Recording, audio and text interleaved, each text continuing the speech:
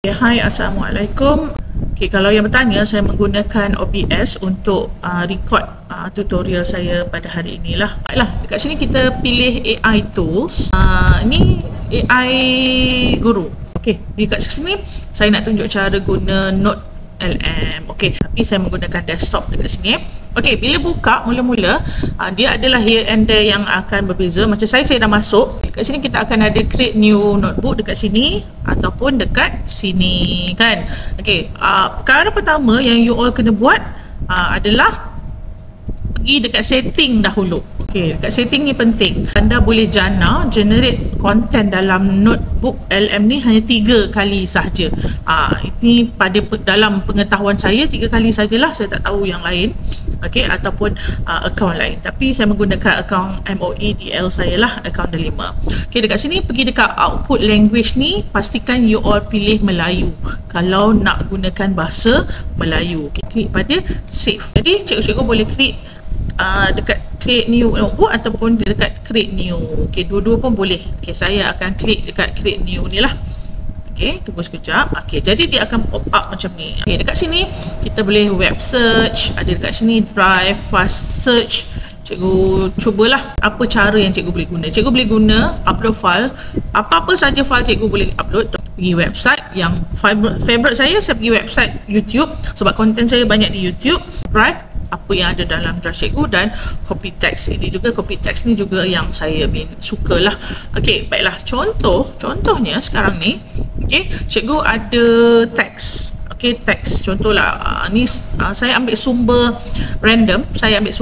Dari Google. Contoh, katakan saya kat sini kata nama khas, ataupun cikgu ada cerita ke dari buku whatsoever, cikgu boleh ambil. Katakan dekat sini saya ambil random ni, share dulu. Contoh saja random content ya. Saya copy dan saya ambil dekat copy ni, copy text. Saya akan paste sahaja, paste dekat sini. Saya klik pada insert. Kita tunggu sekejap. Dia akan letakkan dekat sini, dia akan baca bagi pihak kita. Dekat studio cikgu boleh ambil audio. Kita pergi ambil video, ada mind map. Kita tengok kita pergi ambil audio. Kita macam audio tu macam kita buat podcast. Boleh tengok video saya. Tapi saya tak guna teks tau. Saya guna YouTube saya lah, link YouTube. Dekat sini ada ni format dia, terpulang lah cikgu nak pilih yang mana. Language, saya akan ambil short. Short tu selalunya dalam 5 minit ke bawah. Paling saya nampak hari tu dalam 5 minit lah untuk podcast macam ni. Dan cikgu boleh letak lah spesifikkan apa yang cikgu nak. Tulis sahaja bahasa Melayu. Kita klik pada generate. Kalau ada video yang cikgu nak, cikgu letak juga video bahasa Melayu. Saya buat ni generate. Kalau ada mind map cikgu nak, cikgu letaklah mind map. Nak report, nak flashcard, quiz whatsoever. Ramai orang suka dekat infografik ni. Klik pada infografik. Sama juga kalau ada tutorial nanti nak buat dalam portrait, letak portrait. Nak letak Instagram, nak letak TikTok, mungkin sesuai untuk landscape. Kalau untuk YouTube mungkin cikgu boleh klik dekat landscape. Details ambil je standard, dan macam ni lah cikgu klik pada generate. Cikgu boleh bagi arahan lah, bagi prompt yang sesuai supaya hasil yang dijana oleh notebook ni lebih tepat ataupun lebih seperti yang cikgu nak, kan. Kita tengok dekat sini, dia macam tak berpusing tu, maksud dia sedang generate. Kalau tak berpusing tu maksudnya dia sudah ada. Klik pada source ni. Kita boleh nampak kata nama khas, apakah definisinya. Klik pada kat situ, dia dah ada.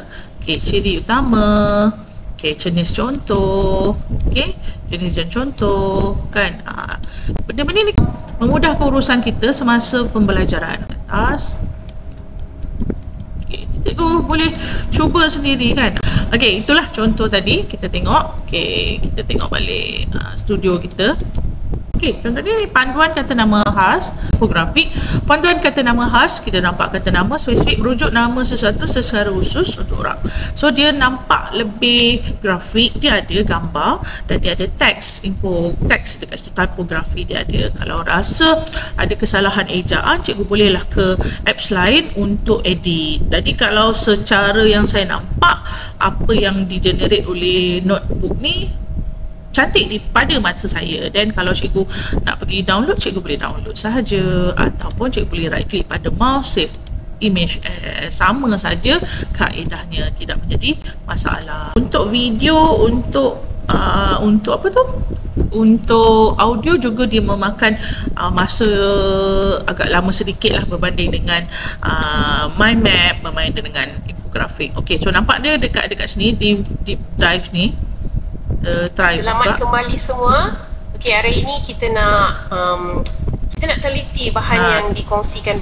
Nampak bila kita klik sini, dia terus kat sini ada 4 minit 10. Maksudnya ini macam podcast kan. Macam nanti you all boleh lah edit cara you all. Masa saya edit macam ni. Menghadiahi dan menghadiahkan. Kan? Kuncinya ada. So kita tengok pula yang ni jenis video belum lagi. So samalah you all boleh. So macam tu lah keadaan dia, bagaimana secara ringkas anda boleh menggunakan notebook ini untuk memudahkan urusan anda semasa dalam PDP. Okey, kan murid boleh guna ke? Nanti saya akan tunjukkan bagaimana murid boleh gunakan ataupun anda gunakan notebook ni semasa sesi PDP bersama dengan murid anda. Okey, dapat sesuatu? Follow for more.